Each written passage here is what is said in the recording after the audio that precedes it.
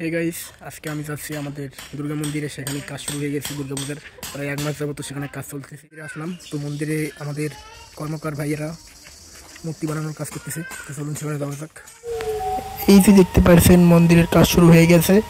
মন্দিরটা ভাঙছে ভাই, এটা ভালো মতো ঠিক করা হয়নি, মেরামত করা হয়নি, করা হবে। প্রতিমাগুলো ভালোভাবে তৈরি হওয়ার পর করা হবে। তো দেখতে পাচ্ছেন এখানে প্রতিমাগুলো তৈরি হচ্ছে। আজকে তারা মাটি লাগাচ্ছে। তো এই যে এক ভাই প্রভু গণেশের কাজ করতেছে। ওই যে ওদিক দিয়ে ধোঁয়া বের হচ্ছে। মশা মারার কয়েল নাই, তাই আমাদের কর্মকার ভাইয়ের বুদ্ধি।